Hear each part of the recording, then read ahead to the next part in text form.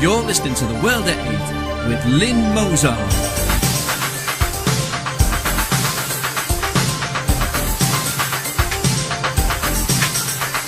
The World at 8, the number one in nationalist news. Highlights of the news today, Monday the 14th of January. Souleiman, solicitor's firm in sham marriage scam. Ranks of the Socialist Workers' Party are split over handling a rape allegation. Enough to make you shudder. Jimmy Savile scandal, report reveals extent of abuse. Italy's Supreme Court says gays can have custody of children. Massive gay marriage protests in Paris. French setback in Mali. Belgian woman ends up in Zagreb after GPS failure. Thought for the day, was Lincoln a racist? And finally, I've fallen for you in a big way.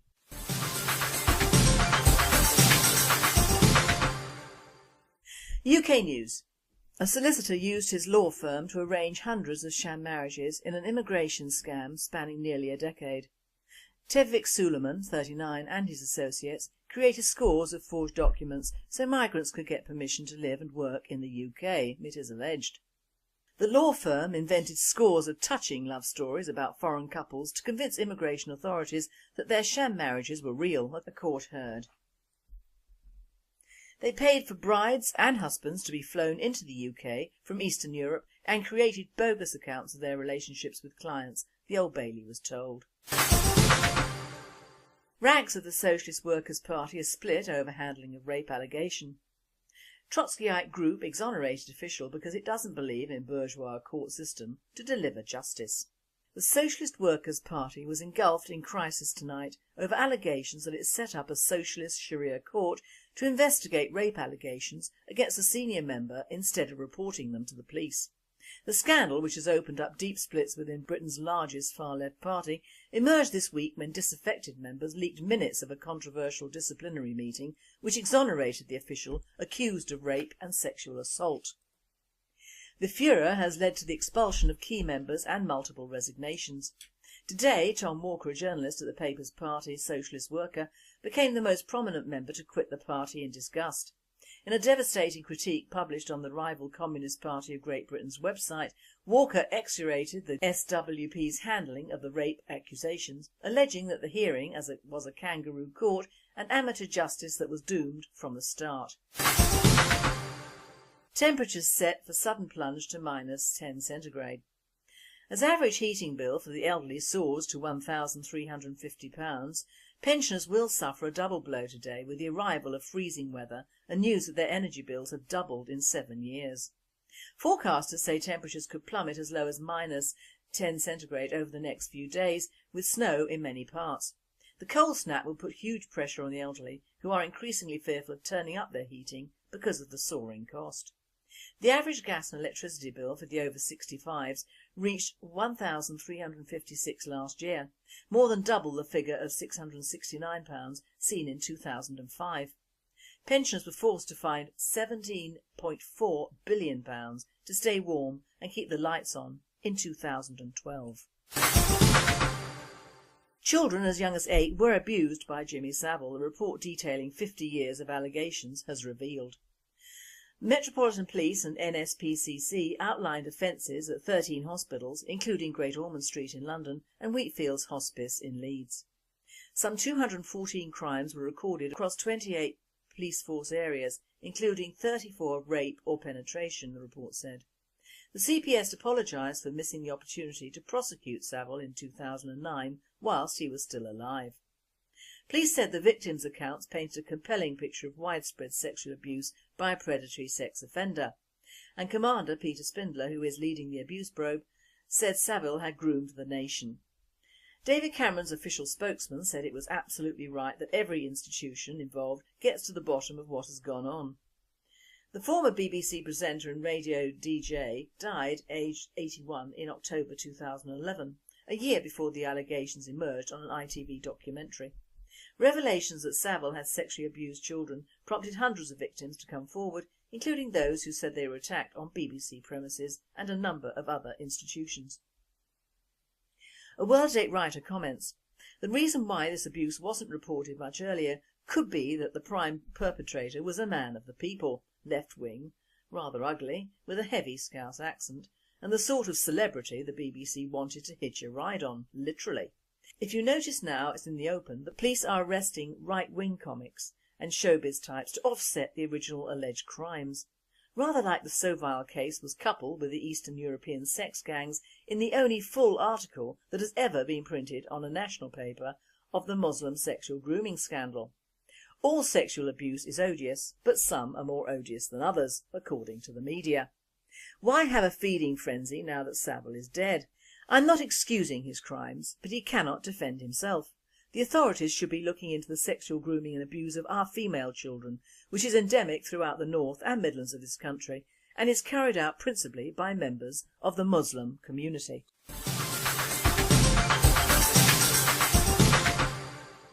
European news. Italy's Supreme Court of Cassation ruled on Friday that there is no reason why gay people cannot have custody of children. The Cassation, whose decisions set precedents, gave the ruling in rejecting a challenge from a man against another court's decision to give exclusive custody of his child to a former partner. His challenge was based on the fact that his ex-partner had gone to live with a female social worker who helped the woman get off drugs at a rehabilitation centre. The man, a migrant living in Brescia of Muslim faith, argued that it was damaging for the child to grow up in a gay environment. The Cassation said that the challenge was not based on scientific certainty or data from experience, but on the mere prejudice that growing up with gay parents damages the balanced development of the child, taking for granted what has yet to be proven, that such family environments are damaging. A World Date reporter states, "Frankly, I personally uphold the Muslim's complaint and agree with him. The gay lifestyle is prevalent in school nowadays and very young children are very impressionable. They don't need a home with more of the same." Paris saw a massive protest of nearly 750,000 people against the abomination of gay marriage in France. Gay marriage in France is seen as a deliberate left-wing attack on the church to put family life upside down. Parts of central Paris have been brought to a standstill as hundreds of thousands of people demonstrated against gay marriage and adoption. 3 columns of protesters waving pink and blue flags showing a father, mother and 2 children converged on the Eiffel Tower from different meeting points in Paris. Many came after long train and bus rides from the provinces. One of our World Date writers finds it is interesting to note that of the first several hundred Googled news items reporting the protests in Paris against gay marriage and adoption, only one was from a UK news source. Belgian woman ends up in Zagreb after GPS failure.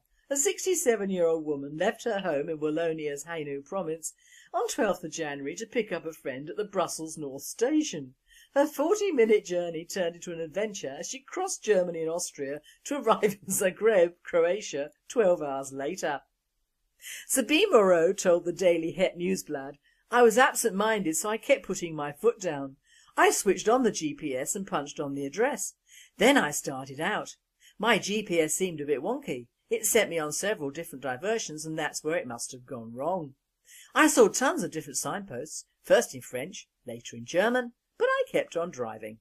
It was only when I ended up in Zagreb that I realised I was no longer in Belgium."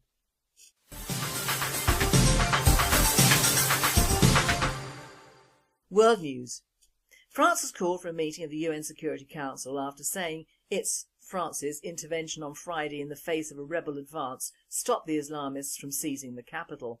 The French Defence Minister Jean-Yves Le Drian said overall the intervention was going well and in eastern Mali the rebels had been forced back. Today we learned that Islamist fighters linked to Al-Qaeda launched a counter-offensive in central Mali. The Islamist rebels on pickup trucks seized control of Diabli town as the Malian army retreated following hours of gun battles and despite French intervention. The rebels reportedly crossed the Mauritian border to avoid bombardment by French planes. There remains one difficult point in the west, where we are dealing with heavily armed groups and where operations are taking place at the moment alongside Malian forces that fought bravely last Friday in the east, he said. And our government is sending British troops into harm's way for a European ally. Why? Thought for the day. Was Lincoln a racist? Racist. Now that is a word which all true nationalists absolutely hate. It is an invented word taken from the 1930s and dragged kicking and screaming into the 21st century on the back of the Third Reich and subsequently adopted into the liberal Marxist think tanks and progressive media. It is the one word that in Western society today marks the person addressed thus as a bigoted, uneducated moron, incapable of structural argument and hell-bent on bringing the final solution on anyone and everyone who is of a slightly darker shade of pale. Of course we know this isn't true, and also know that this word is the prime weapon of the left. You really do not have to even justify using it. It stands on its own recognizance. Once tarred with this brush, it can and does last years in everyone's memory as a very large black mark against the poor unfortunate person who probably has done nothing to deserve such vitriol. It also closes the mind to the rights and wrongs of every side of whichever argument or concern certain players do not want to extend or to discuss. "You are a racist" is a closing down of communication, and yet the people that use this word are the ones who complain that their opponents do not have an argument. All in all, it is the coward's way of being held to account and preventing their opinions being blasted out of the sky. Now, before the article in today's Mail was printed on "Was Lincoln a Racist?", a fellow member of the British National Party sent me a very interesting article on Lincoln which I was going to use, and lo and behold, the Mail had this alternative view written by a Tom Leonard in New York. As you know, I am not a racist, but I am a tribalist, and even my own tribe get on my tits from time to time, let alone get involved with another tribe. You cannot teach an old dog new tricks, so they say. Now, being married to an American from the Deep South, I'm used to all the ignorance and lies relayed throughout the ages on the Civil War. Now, I'm not touching on that too much today, but will suffice to say that slavery was not the prime cause of that war. The prime cause was cotton, money and secession. If we in Great Britain had come to the aid of our southern cousins, this war would have had a very different end, just as if Lincoln had not been assassinated, America would have been a better place to live then and now. The film on Lincoln, which is tipped for many Oscars, has Daniel Day-Lewis playing a saintly Lincoln, and the film has been made by Steven Spielberg, and for a change is missing dinosaurs, aliens and Nazis, however more than made up for by an almost reverent approach to slavery, first, middle and last. Now in the Mail they claim that Lincoln loved the black and white minstrels, as indeed so do I. He told racist jokes and had no time for the hardened abolitionists' arguments. Sensible man then. During a famous 1858 Senate debate, Lincoln spoke openly of a physical difference between blacks and whites that will forever forbid the two races living together on terms of social and political equality. Lincoln was right. This is a widely held view by many people who would rather die than be called racists. Just because in this country, as well as in the US, society has gone overboard in accommodating black actors, sportspersons, artists and more, even to the extent of always having an obligatory black person somewhere on films or TV, even when the era or play does not call for one. One of the most desperate is Guinevere on the Merlin series. Now this queen of ancient times and stories was not a half-caste person of colour. She was Anglo-Saxon or Celt, not black. We've become so used to enriching our media with black people or mixed-race people, it has become the norm and not the exception. This is the only country in the world where you switch on television and you will see adverts containing mixed-race couples or black children as a matter of course. And the sorry state of this is that at the moment we are not yet a black country aligned to Africa, although sometimes I do question this. Now Lincoln was an ambitious and clever man, no doubt about that. He was raised in a log cabin in Illinois with very little education, but times were right for him to succeed, and succeed he did. Now to the matters of freed slaves and the Emancipation Proclamation of 1863, the author states Lincoln approved plans for the US and the British to set up freed slave settlements in what are now Belize and Guyana, and apparently backed black colonisation, which would send willing freed slaves to toil yet again in the sun in Haiti, Honduras and Panama. Well, they seem to have made it over here anyway, as most of these places are inundated with black people. Poor old Spielberg has made the same mistake in this film as the Oscar Schindler film. Firmly on the side of the Jews, of course, and making Oscar, like Lincoln, look like a man whose main reason for living was to rescue what is seen as the underdog, when in fact Oscar used his underdogs to work for him, and black slaves were the norm in the West Indies and parts of the US for many years. The critics of the film hark back to the fact that 150,000 black troops fought in the Civil War, but they were in fact commandeered from plantations and fields as sacrificial ground troops when the Union numbers were flagging. It was a straight choice: fight or go back to slavery if the South wins, a form of propaganda which was very clever and is still being used in one form or another today. My informant, who sent the World Date a copy of this letter, has stated, "I have previously heard that the much respected President Abraham Lincoln, respected by Americans as being almost like a saint, and who is commemorated by the Lincoln Memorial in Washington, D.C., believed that the solution to the issue of the blacks was to resettle them back in Africa. This was perhaps not unreasonable, considering that they'd been taken from there as slaves in the first instant.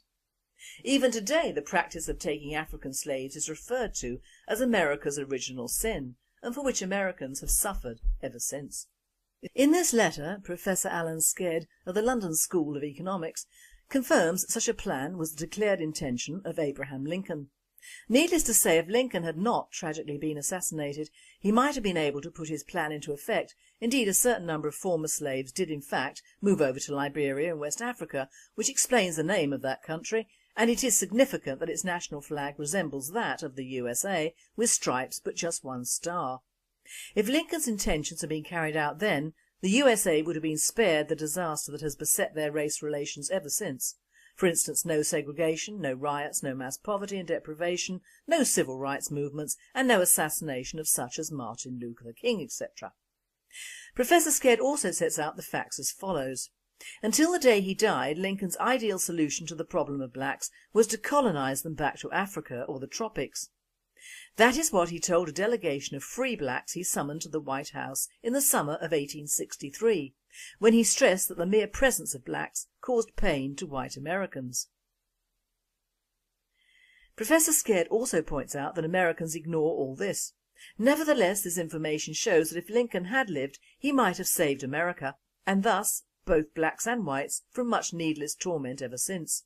Note the similarity between Lincoln's ideas and those set out by Enoch Powell, another great and clever man with such a brave foresight who, back in 1968, proposed a practical and entirely reasonable plan to avoid avoidable ills, as he so wisely put it. Even now his proposals could be brought forward for consideration. That is the end of Professor Sked's letter to the Telegraph.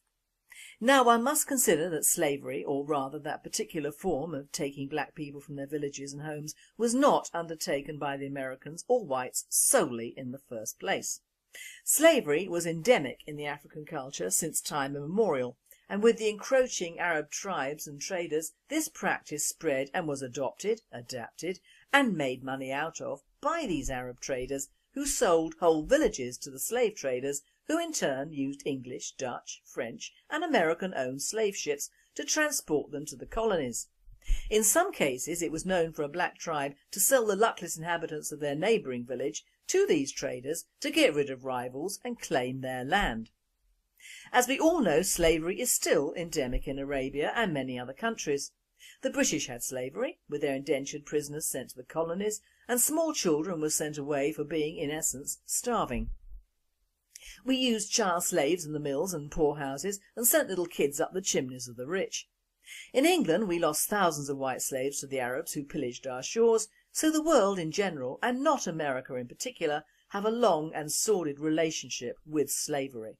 America is in essence still suffering from the plague that we in Europe and the Arabs inflicted on them under the guise of providing labour that could work in the heat of the colonies because they had been raised in similar climates and we Europeans could not. We should not apologise to the blacks, we should apologise to the Americans and all the similar countries that are now afflicted with huge and growing black populations of African origin spreading throughout their lands and which will never be assimilated, despite all the media exhortations to partner or simply produce more mixed-race children. So Lincoln was not a racist. He was, like Enoch, a man ahead of his time, and certainly ahead in the brain department, of seeing into the future and to what the wholesale mixing of the races could produce and lead to. My point is, we only have one country of origin, and that, in our case, is Great Britain. The only indigenous people of this country are, for the most part, white Anglo-Saxon or Celtic peoples. Even taking into account the large West Indian communities in this country, the bulk of our problems will come from the huge influx of Africans into this country, many of which are Muslim. These people will breed with whatever, and they will outbreed in every case. They're often medically suspect and will pass these genes on to their progeny for our health service to look after. They will and have buggered up the food chain with their bushmeat, and they have no loyalty to their mother country, let alone the countries that have to accept them without question. Their easy conversion to Islam, because of course Islam advertises itself as a non-racist religion, is well known, and will be used by that faith to what end I dread to think. So slavery not only hurts those who are forced to undergo it, but it also has a terrible and lasting effect on the social construct of the countries that received these people. Whatever our colour, we owe our loyalty to the country that gave us birth, and we make a mistake in thinking that because many of these Africans have been in a country for many years, whose loyalties have changed, they have not. Which is why financially operated repatriation, for those who want it, is not a terrible or racist idea. It is common sense. Africa and all its countries desperately need more educated and westernised Africans to live there, to bring various states and areas out of poverty and out of the reach of the Chinese, who will prove to be much harder taskmasters than the Europeans ever were. Africa is losing much of its population again in a form of slavery from which any return or justification for repatriation is seen as racist, because of course it would give so many people for whom slum living is the norm in the US and Europe a chance to live and work on their own land, which already has their culture and society deeply embedded within. Voluntary repatriation might well be the answer to many prayers, unless of course it is censored as racist by the left and progressives who want to see total anarchy on our streets, so that they can take advantage and implement their own particular form of fascism and genocide on their own people. Repatriation is not a dirty or a racist word. It could be hope for the hopeless.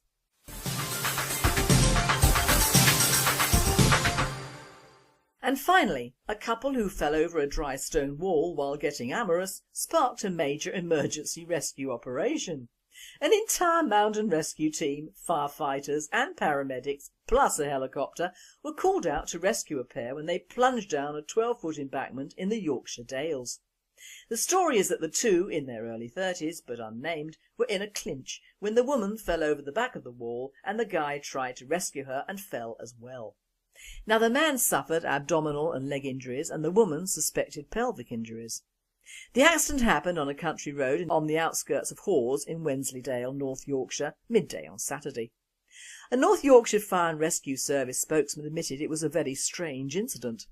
Now call this presenter a cynic, but as to just a clinch, duh, I think they were having it away against the wall and tipped over the low escarpment and fell joined together 12 feet, which would account for the odd positioning of their injuries.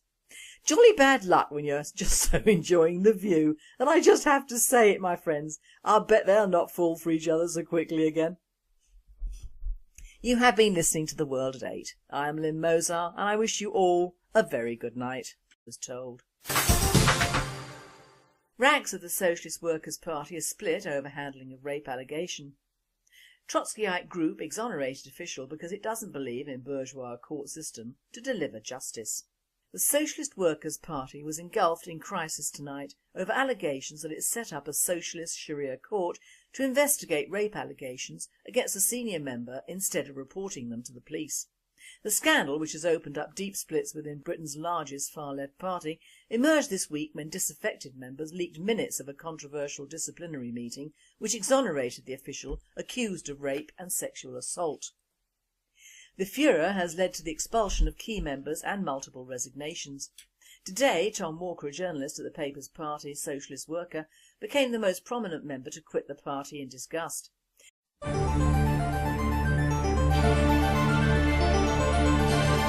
You're listening to The World at 8 with Lynn Mozart.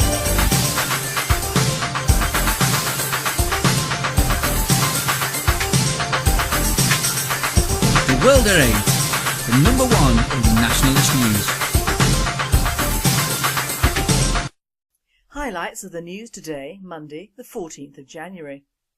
Souleiman, solicitor's firm in sham marriage scam. Ranks of the Socialist Workers' Party are split over handling a rape allegation. Enough to make you shudder. Jimmy Savile scandal, report reveals extent of abuse.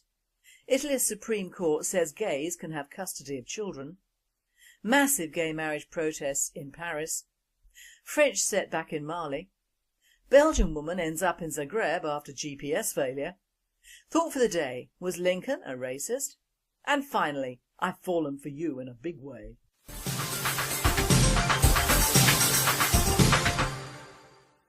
UK news. A solicitor used his law firm to arrange hundreds of sham marriages in an immigration scam spanning nearly a decade. Tevfick Souleiman, 39, and his associates created scores of forged documents so migrants could get permission to live and work in the UK, it is alleged. The law firm invented scores of touching love stories about foreign couples to convince immigration authorities that their sham marriages were real, a court heard. They paid for brides and husbands to be flown into the UK from Eastern Europe and created bogus accounts of their relationships with clients, the Old Bailey, 156 last year, more than double the figure of £669 seen in 2005. Pensioners were forced to find £17.4 billion to stay warm and keep the lights on in 2012. Children as young as 8 were abused by Jimmy Savile, a report detailing 50 years of allegations has revealed. Metropolitan Police and NSPCC outlined offences at 13 hospitals, including Great Ormond Street in London and Wheatfields Hospice in Leeds. Some 214 crimes were recorded across 28 police force areas, including 34 of rape or penetration, the report said. The CPS apologised for missing the opportunity to prosecute Savile in 2009 whilst he was still alive.